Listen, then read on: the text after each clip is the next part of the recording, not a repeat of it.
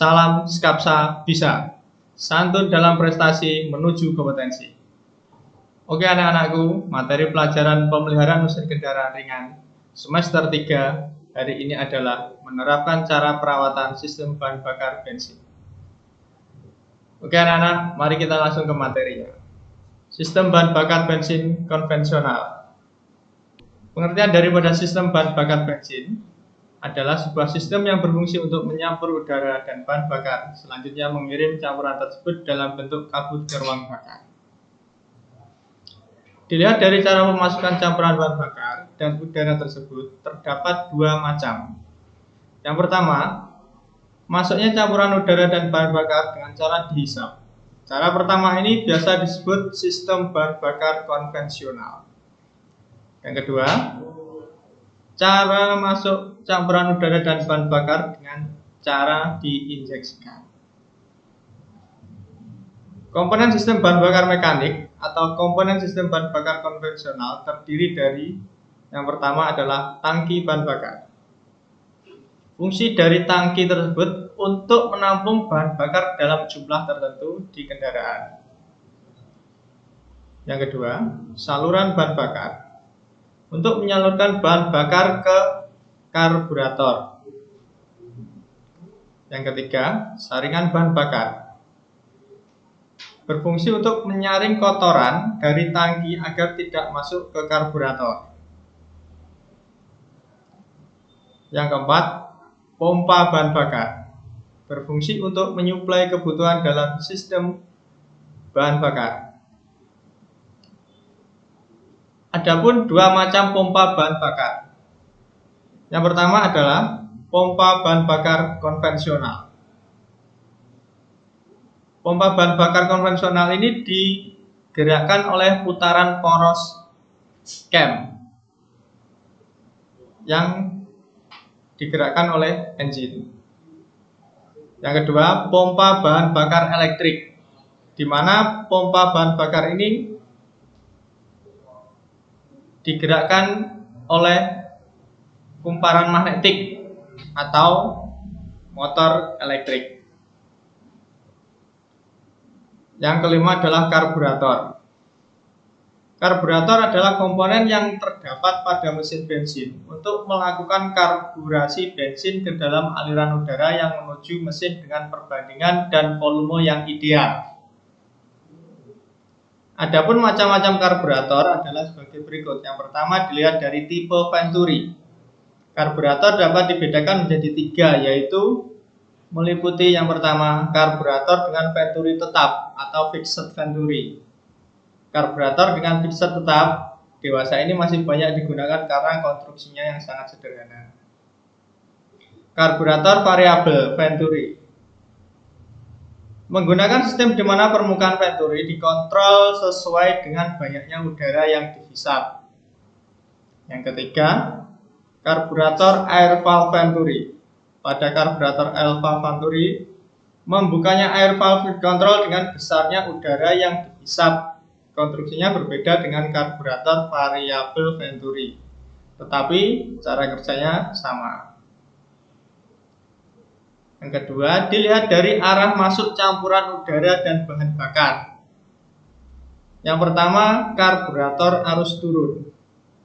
Pada karburator arus turun, arah masuknya campuran udara dan bahan bakar adalah ke bawah atau down drive. Karburator jenis ini banyak digunakan karena tidak ada kerugian gravitasi. Yang kedua, B, karburator arus datar. Pada karburator arus datar, arah masuknya campuran udara dan bahan bakar adalah ke samping atau side drive. Karburator tersebut pada umumnya digunakan pada mesin yang memiliki output yang tinggi. Yang ketiga, dilihat dari jumlah barel. Karburator dapat dibedakan menjadi yang pertama, karburator single barrel. Pada karburator single barrel, semua kebutuhan bahan bakar pada berbagai putaran mesin dilayani oleh satu barel. Padahal pada putaran mesin rendah, diameter Venturi yang besar akan lebih lambat menghasilkan tenaga dibanding Venturi yang kecil. Yang kedua, karburator double barrel. Pada putaran rendah, karburator double barrel cepat menghasilkan tenaga atau output karena yang bekerja hanya primer venturi yang mempunyai diameter venturi kecil. Pada putaran tinggi, baik primer maupun sekunder venturi bekerja bersama-sama sehingga output yang dicapai akan tinggi karena total diameter venturinya besar. Nah, sekarang masuk ke prinsip kerja karburator. Prinsip dasar karburator sama dengan prinsip pengecatan dengan penyemprotan. Pada saat udara ditiup melalui bagian ujung pipa penyemprot, tekanan dalam pipa akan turun atau rendah. Akibatnya cairan yang ada di dalam tabung akan terhisap keluar dan membentuk partikel-partikel kecil saat terdorong oleh udara. Semakin cepat aliran udara, semakin rendah tekanan udara pada ujung pipa, sehingga semakin banyak cairan bahan bakar yang keluar dari pipa. Cara kerja karburator. Untuk memenuhi kebutuhan kerjanya, pada karburator terdapat beberapa sistem, yaitu yang pertama, sistem pelampung. Yang kedua, sistem stasioner dan kecepatan lambat.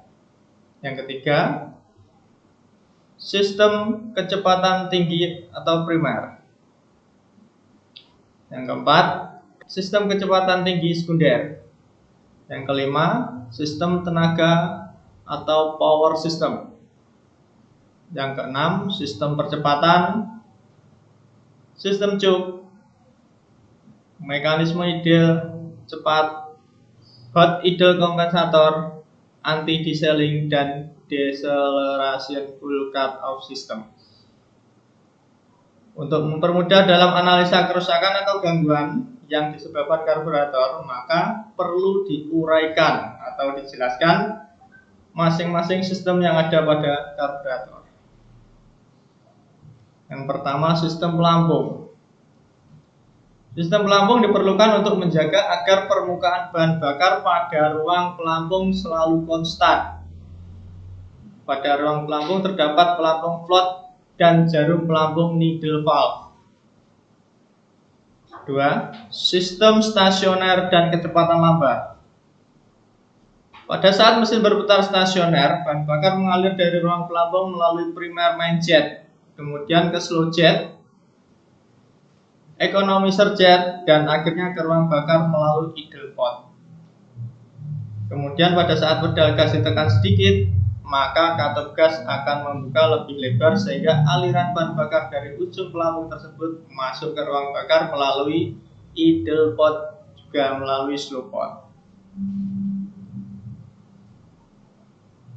Sistem kecepatan tinggi primer. Pada saat pedal gas dibuka lebih lebar, aliran bahan bakar dari ruang pelampung langsung menuju primer main nozzle atau nozzle utama primer. Sementara dari idle pot dan slow pot tidak lagi mengeluarkan bahan bakar karena kevakuman pada idle pot dan slow pot lebih rendah daripada daerah primer main nozzle. Sistem kecepatan tinggi atau sekunder. Pada saat pedal gas dibuka penuh, maka katup gas sekunder atau sekunder throttle valve terbuka sehingga bahan bakar keluar selain dari nozzle utama primer juga melalui nozzle utama sekunder. Dengan demikian, jumlah bahan bakar yang masuk lebih banyak lagi karena dari kedua nozzle mengeluarkan bahan bakar. Sistem tenaga.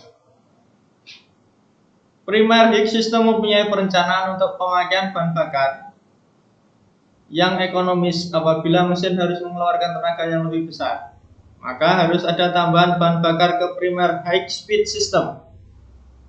Tambahan bahan bakar disuplai oleh power system atau sistem tenaga sehingga campuran udara dan bahan bakar menjadi kaya. Sistem percepatan. Pada saat pedal gas diinjak secara tiba-tiba, katup gas akan membuka secara tiba-tiba pula, sehingga aliran udara akan lebih cepat. Sementara bahan bakar mengalir lebih lambat karena berat jenis bahan bakar lebih rendah daripada udara, sehingga campuran menjadi kurus. Padahal pada keadaan tersebut dibutuhkan campuran yang kaya. Untuk itu pada karburator dilengkapi dengan sistem percepatan. Pada saat pedal gas diinjak secara tiba-tiba, plunger pompa akan bergerak turun menekan bahan bakar yang ada di ruang bawah plunger pompa.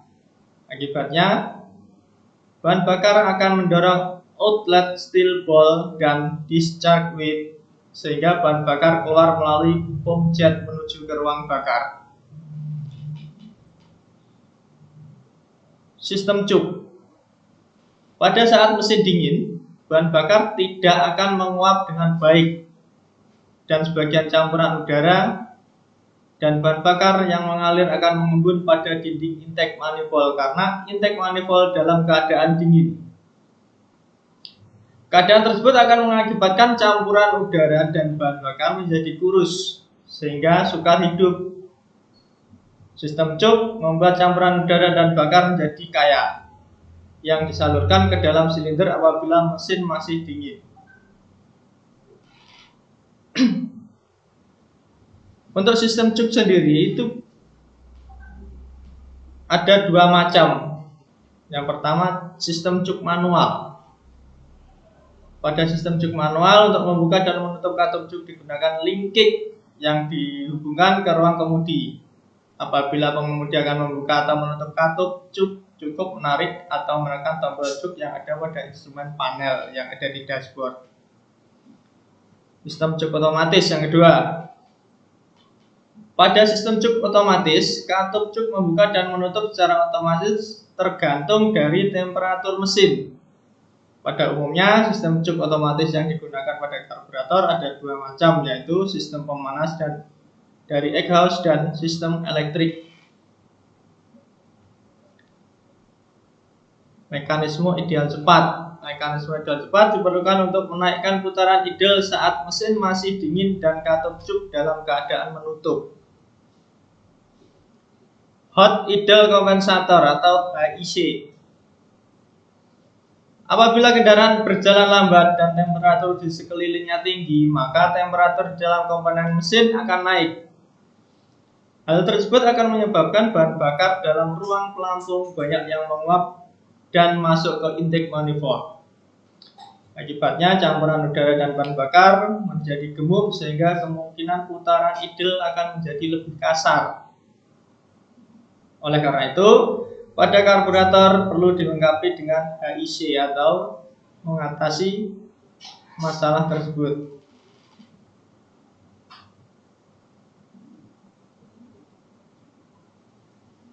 Yang ke-10 adalah anti-dieseling. Dieseling adalah berputarnya mesin setelah kunci kontak dimatikan. Meskipun kunci kontak telah dimatikan, mesin masih bisa hidup karena pada ruang bakar ada panas atau bara api. Terjadinya proses pembakaran bukan karena nyala api dari busi, tetapi dari tumpukan karbon atau deposit yang membara. Adapun cara kerja anti-dieseling adalah sebagai berikut. Apabila kunci kontak di-on-kan, maka arus akan mengalir dari baterai ke solenoid sehingga solenoid akan menjadi magnet. Akibatnya, katup tertarik sehingga saluran pada economizer jet terbuka dan bahan bakar dapat mengalir ke idle pot. Setelah kunci kontak dimatikan, arus yang ke solenoid tidak ada sehingga kemagnetan hilang. Akibatnya katup solenoid turun ke bawah karena adanya pegas sehingga saluran pada economizer jet tertutup. Dengan demikian tidak akan terjadi dieseling karena bahan bakar tidak dapat mengalir ke idle pot. Yang ke-11, deceleration full cut off system. Pada saat deselerasi, throttle valve akan menutup rapat sehingga putaran mesin masih tinggi. Hal tersebut mengakibatkan bahan bakar yang masuk ke ruang bakar lebih banyak sehingga campuran menjadi gemuk. Untuk itu pada karburator perlu dilengkapi dengan deceleration full cut off system yang berfungsi menutup aliran bahan bakar dari slow pot sehingga konsentrasi CO dan HC dapat diturunkan. Baiklah anak-anak, demikian materi hari ini mengenai menerapkan cara perawatan sistem bahan bakar bensin. Untuk tugasnya anak-anak bisa klik di link kolom deskripsi dan sampai bertemu kembali di pertemuan berikutnya dalam materi selanjutnya. Jangan lupa like dan komen untuk mendukung program ini, klik subscribe dan tekan tombol lonceng supaya tidak ketinggalan informasi. Dan share jika menurut kalian video ini bermanfaat untuk orang yang kalian sayangi. Sampai jumpa di video kita selanjutnya. Salam Skapsa Bisa. Sekolah Budaya Industri Berkarakter Wirausaha menjadi idola se-Kediri Raya.